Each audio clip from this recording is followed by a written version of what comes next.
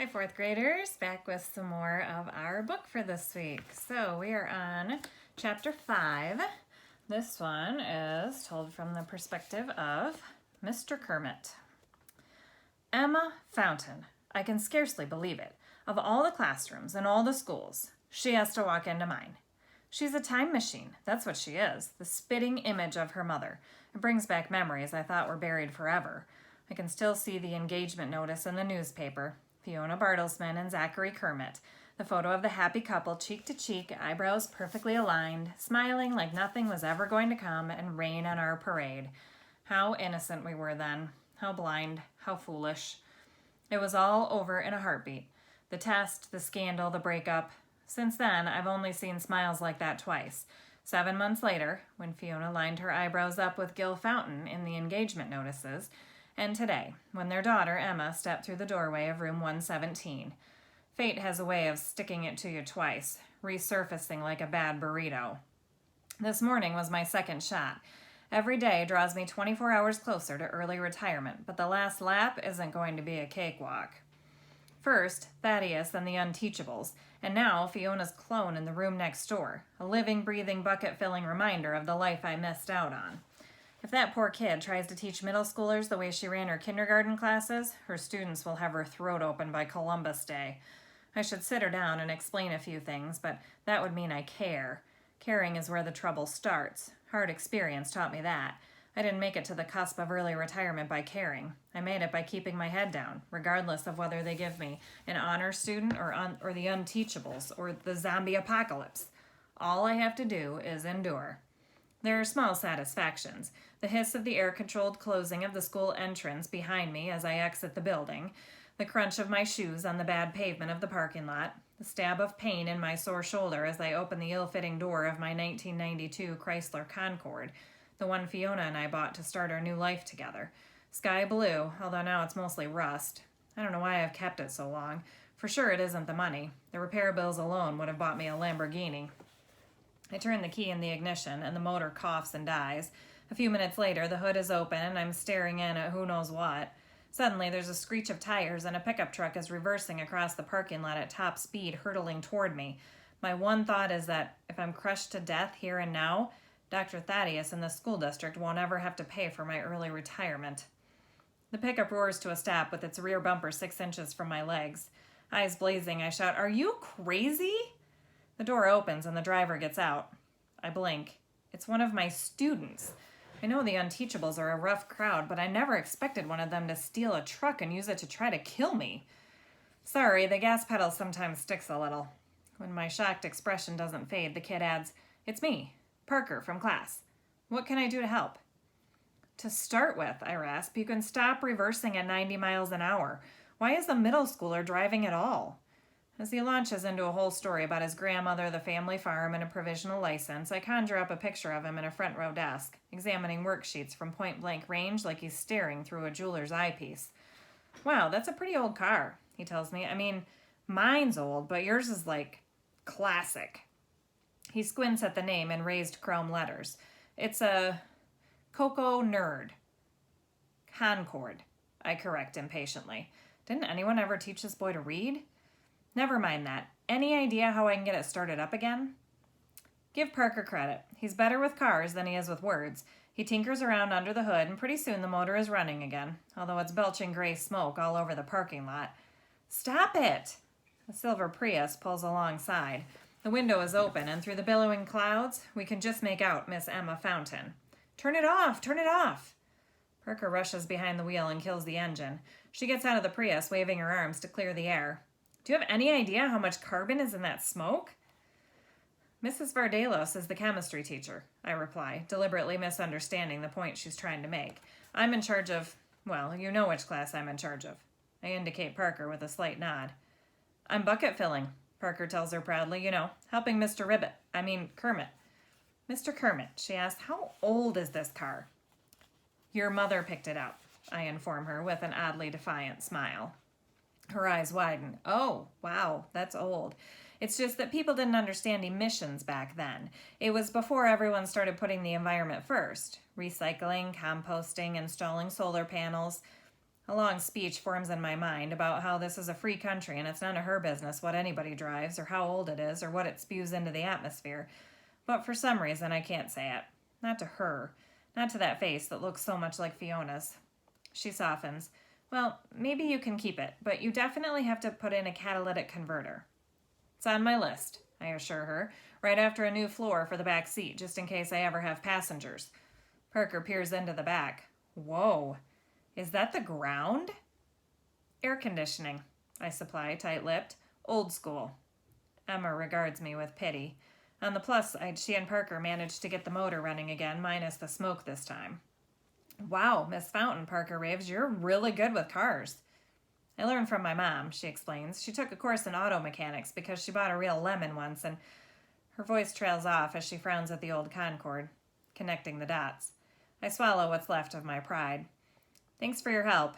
I'm positive that her first act after getting home will be to call her mother and say, Ma, guess what? He's still got that car. The calendar appears in my mind, that magical date in June circled in gold Sharpie. Only 172 more school days to go.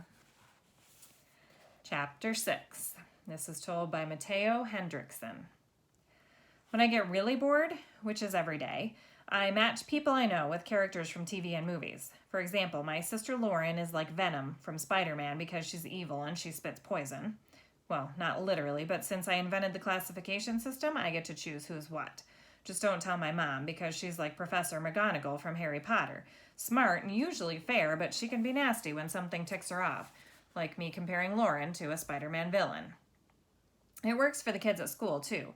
Parker is like Lightning McQueen because he's the only kid who drives. Barnstorm is the Flash since he was such a great athlete before he wound up on crutches. Raheem is a little tricky, but I think of him as Birdman because he has really big ears that could easily expand to wings if he gets bitten by a radioactive canary. Crazy, I know, but in comics, that kind of thing happens all the time.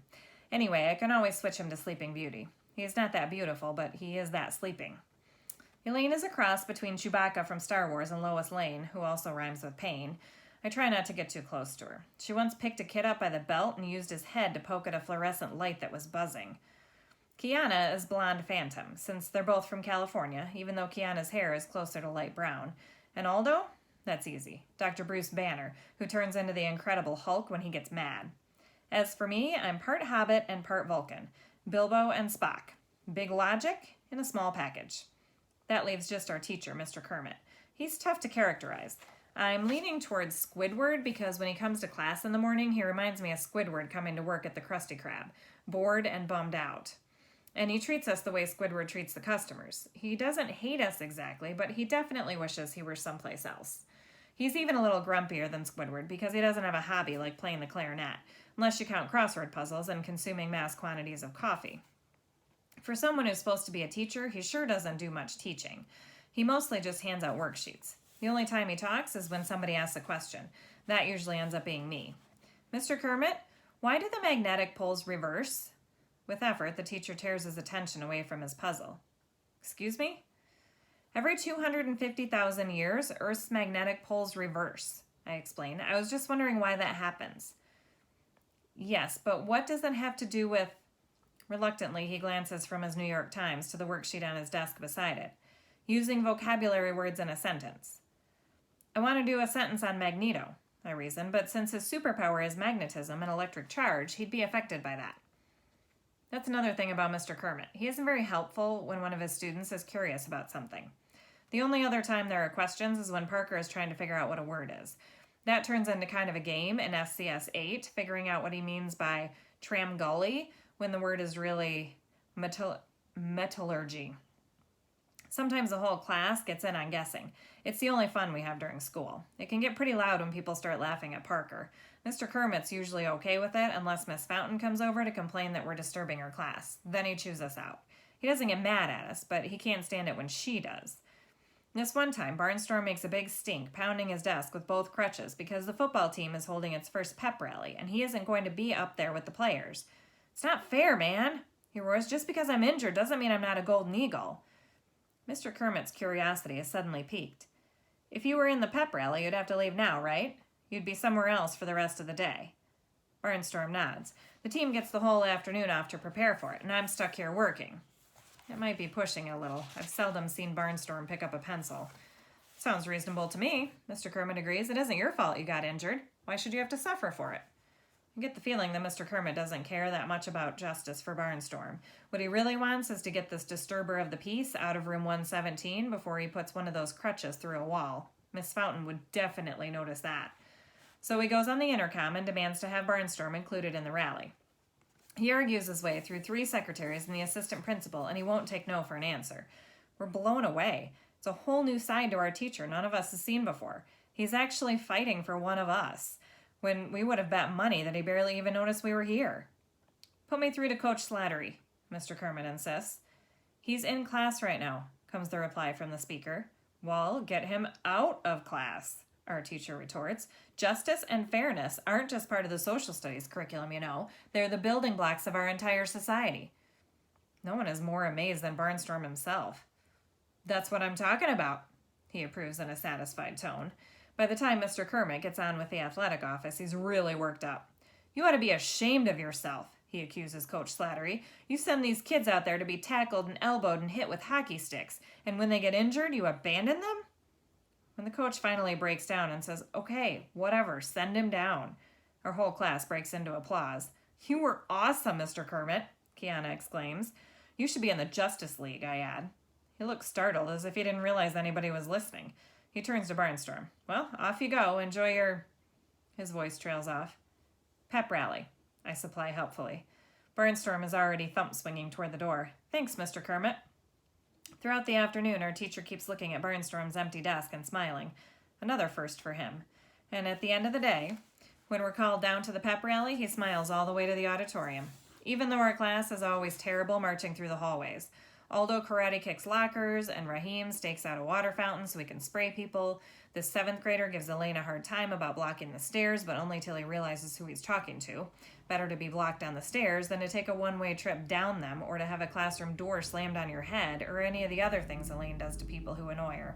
The kid apologizes and gets out of there so fast that he slams into Parker, and they both end up blocking the stairs for real. Not even that spoils Mr. Kermit's mood. It's a problem. He's much too happy to be Squidward now. Until we reach the auditorium, we're standing there waiting for our turn to file in when an ear-splitting honk goes off right behind us. Mr. Kermit practically hits the ceiling. He wheels around to see this kid with a bright green vuvuzela, one of those noisemakers that look like a long plastic trumpet. They're kind of a tradition for Golden Eagle sports because one of our school board members is from South Africa, where they were invented. Without a word, Mr. Kermit snatches the thing out of the kid's hand, throws it to the floor, and stomps it flat. The boy looks up at him, lip quivering. But it's a pep rally. Who says pep can't be quiet? The teacher's furious eyes fix on a girl who's holding a purple one. Don't even think about it.